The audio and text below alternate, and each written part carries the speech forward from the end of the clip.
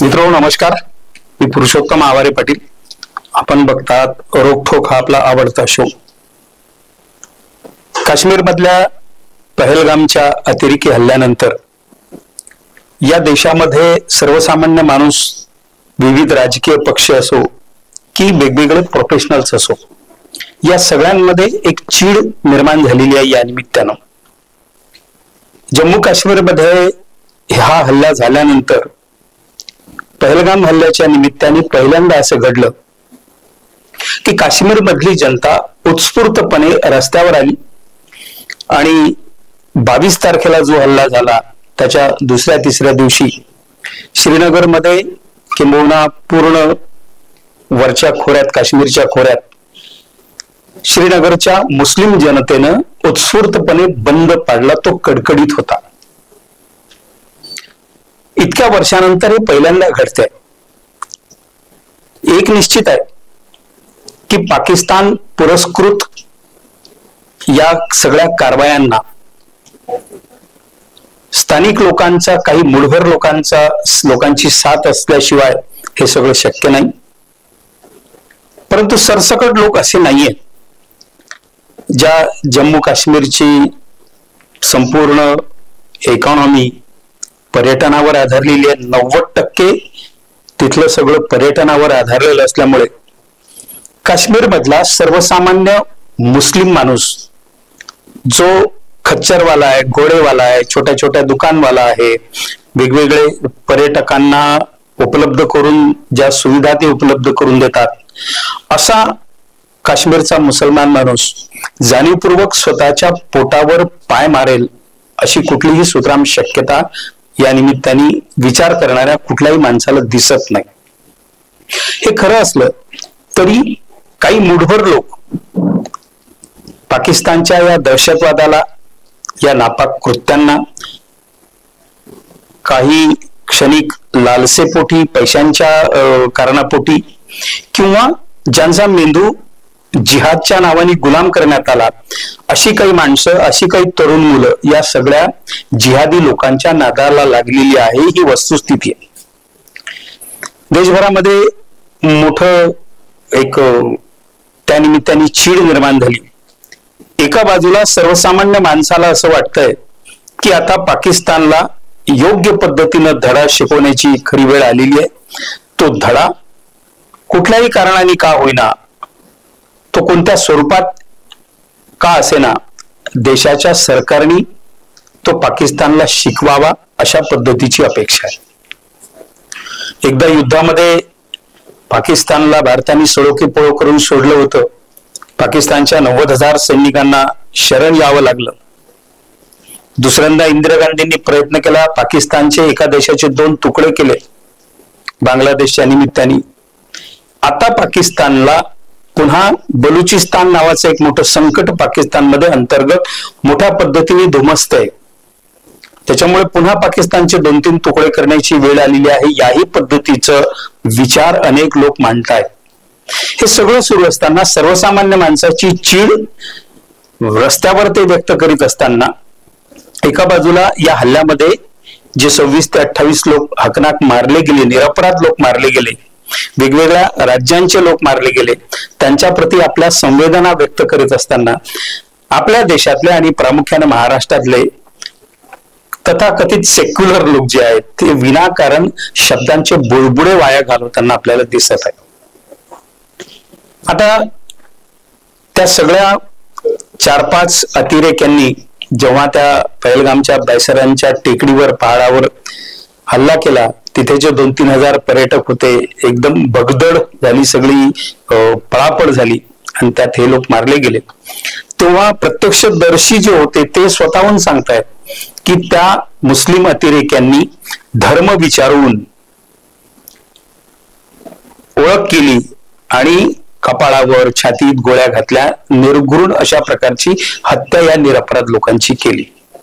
पुढे असेही काही व्हिडिओ आलेले आहेत की जे व्हिडिओतले अनुभव असे सांगतात की त्यांनी अक्षरशः काही माणसांची, तरुणांची पॅन्ट उतरवली आणि बघितलं, त्यांनी खोटं सांगितलं, मुस्लिम नाव सांगितलं, त्यांना भरोसा वाटला नाही, पॅन्ट उतरवली नाही, बघितलं की याचा सुलटा झालेला आहे की नाही. जे 26 लोक मारले गेले, त्यातल्या बहुतांश लोकांच्या पॅन्ट सोडलेल्या होत्या, हेही वेगवेगळ्या टीव्हीवरून आणि प्रत्यक्षदर्शींनी हे सांगितलेलं.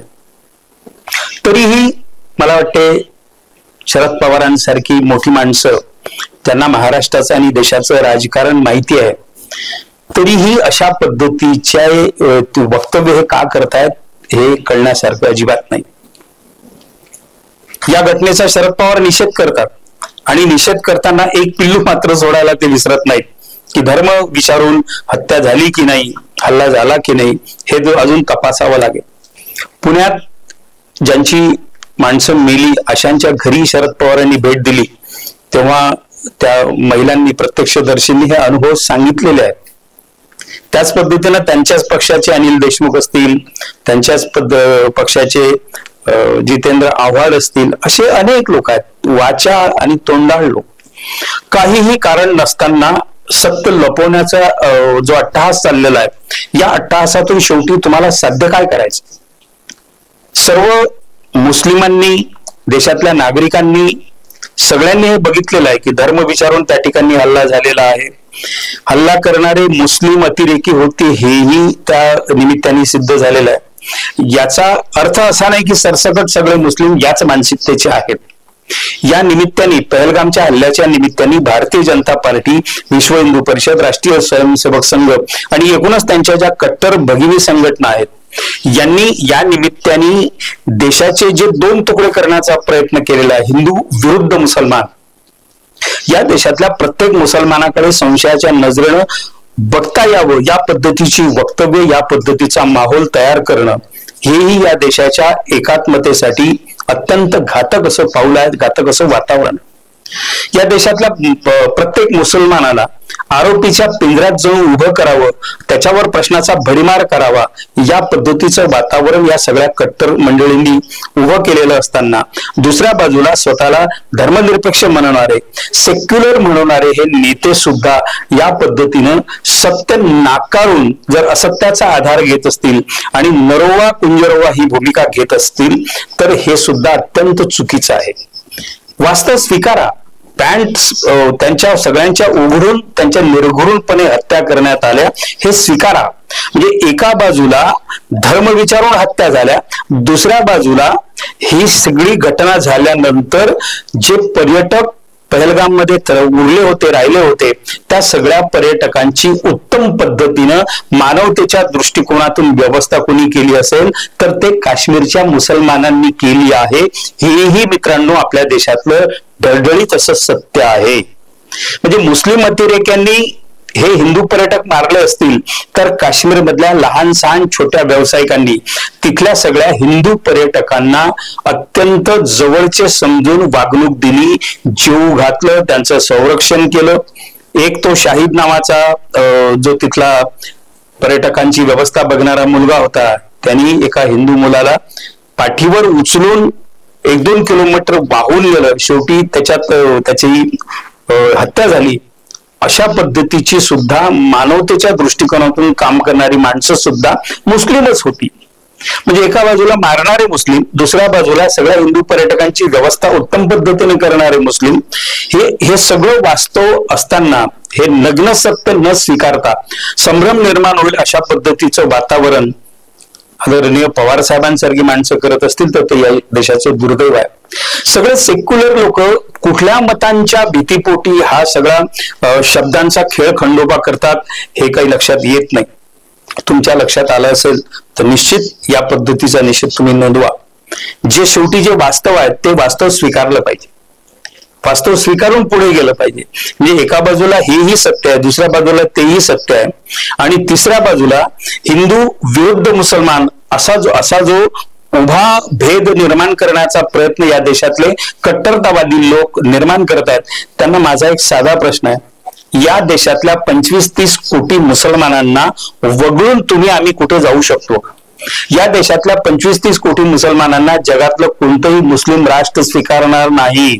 मग ते याच देशात जर राहत असतील, तुमच्या माझ्या घराच्या समोर, घराच्या आजूबाजूला, तुमच्या माझ्या व्यवसायात ते सामील असतील तर या माणसांशी व्यवस्थित जुळून घेणं हेच आपल्या हाती आहे, दुसरं कोणताही मार्ग नाही.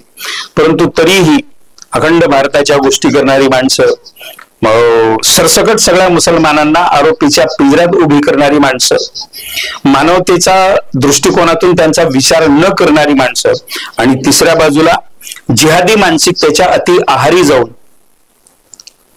धर्माच्या मूळ तत्वांना कवटाळणारी माणसं ही सुद्धा इस्लाममध्ये मोठ्या प्रमाणावर आहेत. हेही या देशातलं वास्तव आहे. हे सगळं स्वीकारून आपल्याला एकमेकांच्या सुखदुःखात सहभागी व्हावं लागेल आणि वास्तव स्वीकारून पुढे जावं लागेल. या सगळ्या तथाकथित पुरोगामी मंडळींनी देशातलं वातावरण गढूळ न करता वास्तव स्वीकारून लोकांचं प्रबोधन केलं पाहिजे, ज्ञानार्जन केलं पाहिजे. मित्रो, आतापुरतं एवढंच. हा व्हिडिओ जर तुम्हाला निश्चित आवडला असेल तर या चॅनलला सबस्क्राईब करा. हा व्हिडिओ लाईक आणि शेअर सुद्धा करा. नमस्कार.